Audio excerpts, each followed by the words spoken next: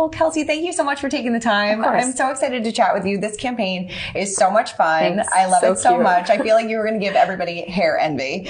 Was this as much fun as it looked? It was. You know, we shot this in December. Okay. And obviously I was like, this feels so close to my roots. I grew up in Tennessee. I live in Tennessee still.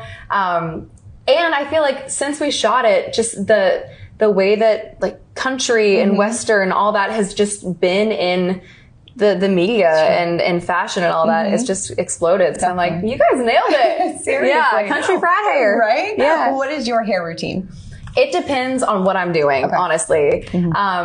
But I just got off tour and that was kind of, I was looking down the barrel of that going, okay, 35 shows in 2.5 months. How am I going to do this?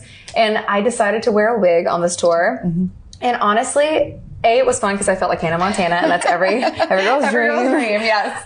But it was nice because every night I would use this regenerative hair oil and we would just douse my hair, wig on, go out there, do the show, wig off, and then I would sleep in it. And I always felt like I was protecting my hair, and it also smelled really good. Right? So, yeah, it was kind of like the best of both worlds. No damage to the hair. I love it. Yeah. I love that so much. Have you had a favorite hair look of yours over the years? A questionable look? What's kind of your favorite? Lots of questionable. Okay. I remember the first time I was allowed to dye my hair, I think it was middle school. And naturally I'm like, I have darker hair and I went and got highlights and it was very much so giving like tiger stripes. It was like dark brown, bleach blonde, a little orangey, dark brown, like it was not my best. Right. But we all have to start somewhere. I feel like we all go through those phases. We do. And you look back, you're like, oh. I had a bang phase. It works for everyone. It does not work for me. What's your favorite? Is this kind of like your favorite look right now? Yeah. I mean, I think I've kind of just grown into, I love the kind of messy, undone, beachy, more casual vibe. Yeah. Do you tend to go do things a little bit different when it comes for fall? Do you have favorite fall hair trends? We'll see. Yeah. I don't know. I'm so in my slow girl summer right now that I don't know what fall is going to look like. But yeah, I think I'm also very impulsive. Okay. And I'm also so girly girl that if I'm going to change something, it's probably going to be my hair. So there's been, I mean, it was like, 2 years ago where I just went to the salon to get a little root touch up and I came out with a bob. So I don't know. We'll see. Depends on it's the mood. anyone's guess. Yes. Are you more short hair, long hair? Or like you said, it kind of depends on your mood? Yeah, it depends on the mood. Okay. It's like playtime. That's what makes it fun. If your hair could talk to you, what would it say? It would say, let's go slick back for a while. Okay. Let's do some treatments. Let's calm down. Yeah. What is your favorite product of the Pantene? I love the repair oil so much. But I do it before I shower. So like on tour, I did it that way, but I'll do it like slick back in a bun, go to dinner, sleep in it, and then shower the next day. And it helps my hair feel so good. If I'm going to just like curl it and style it for a couple days, it kind of gives it that shine and that glow that I like. So that's my hero product for the summer, especially because it's so humid. Yes, it's so humid. I feel like I was walking here and I'm like, oh, no, I know. I'm like, Frizz. Yep, exactly. Sorry, tell me not what you want me to do. I'm not the only one that does. Fully. I got you. I'll keep you. Thank you. You mentioned slow girl summer. Yeah. How's it going for you? It's good. It's slow. It's been so nice. I mean, I'm in Charleston this summer and I just get to like really be a dog mom and that is filling my cup so much right now. And I think I'm like leaning into just cooking and going on hot girl walks, and I just ordered a paint by numbers, so I'm going to try my hand at that. I don't think I'm very artsy like that, but I'm going to find out. Yeah. And there's enough here and there to make it feel like there's still movement, but enough space for me to kind of just rest for a second and reset. I am starting to write again. That feels really good. And figure out what's next. Yeah. Are you a type of person that gets a little stir crazy though? Or are you like, okay, I have to be busy all the time? And is this hard for you right now? Everyone makes fun of me because I'll beg for a break. I'll be like, guys, I'm so close to burnout. And then I'll get like 1 week, and by the end of it, I'm texting everyone. I'm like, so, what's the schedule on Wednesday? And when do we start? Should we add an hour? Like, I'm a Virgo. It's exhausting. I'm exhausted from myself. I am exhausted from myself. You mentioned you're writing a little bit. I am. What's kind of inspiring this next chapter? I know we just came off of such a successful album. Congratulations. And a successful tour. Do you put that pressure on yourself to kind of, no, you don't. Okay. That's good. No, I mean, it it was so fruitful and like fulfilling to put out Patterns and do that tour.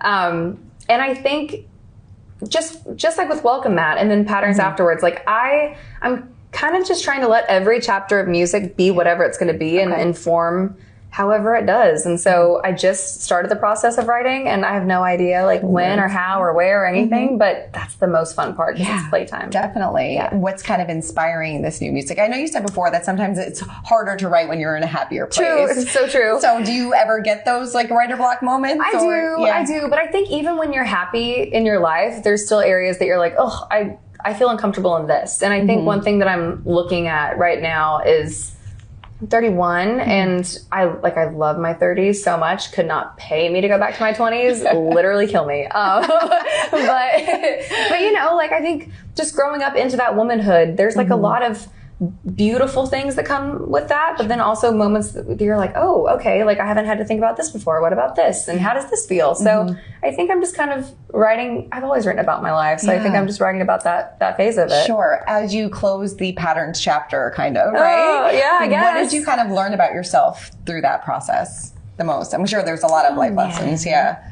So much. I mean, I think through writing it, I really think I dug my heels into, and I've said this a lot, but like not rounding the edges on my songwriting and really being specific.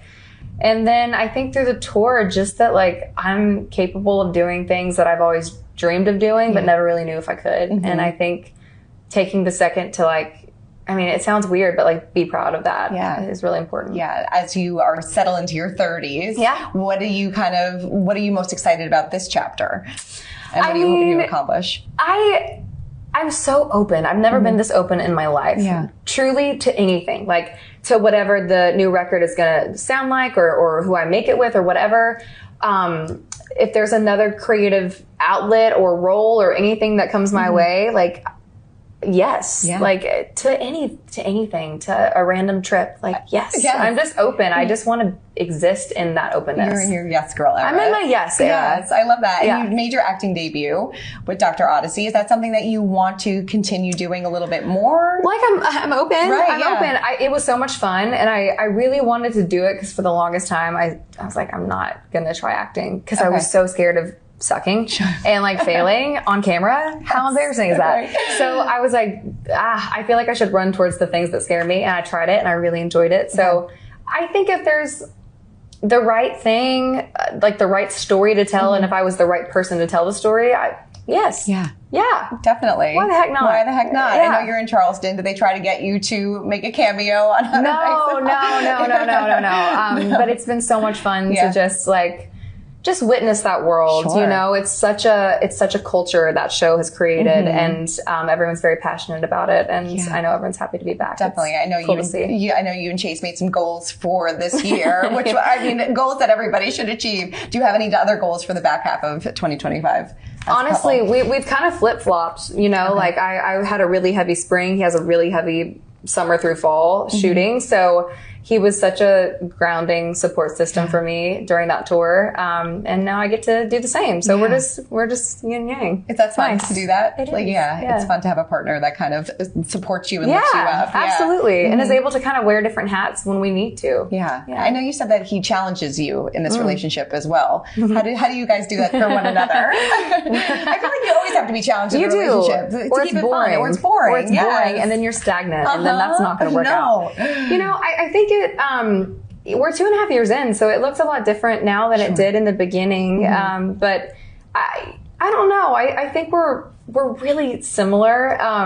And in the ways that we're different, that's where we challenge each other. But it's in a way of like wanting we just, you know, I just want all the good things in the world for him. And you can tell that he wants all the good things in the world for you too. My favorite thing is always seeing the videos of him like singing your songs or like supporting it. Is he a good singer? He's a really good singer. He's a really good singer, and he's a really good guitar player. So I'm worried about him taking my job. I'll tell you that. You're like, move on over. What are your favorite things to do in Charleston? Eat. There's all the good seafood there. Because I don't know if I trust seafood in Nashville quite yet. We're getting more good food there, but it's not. I'm still scared. I'm like, where did it fly from? Because it wasn't here. We don't have fish here. And if we do, I don't know if I trust that either. So Yeah, the seafood's great. And just the beaches are so beautiful. So like bringing the dogs to the beach at sunset is like, oh, it's my favorite thing in the world. You know what I loved, you said recently that you want to be 360 healthy this year. Yeah. Which I think is so great. Is that hard to sustain for you, or do you find like this is like a great place to be in? And what does that look like for you? Yeah, I think it's different. Like being healthy on the road versus healthy when I'm off the road. Like it's all different. I think honestly, the first step of being a healthy person is having a lot of grace for yourself, you know, because every day is different. Sure. Like you have to deal with life as it comes. And some days you're like, oh, I feel great. And some days you're like, man, I'm trapped in my head. And I think just having grace for whatever that journey is for you is the first step of being a healthy person. Definitely, so 100%. yeah, day by day. Day by day.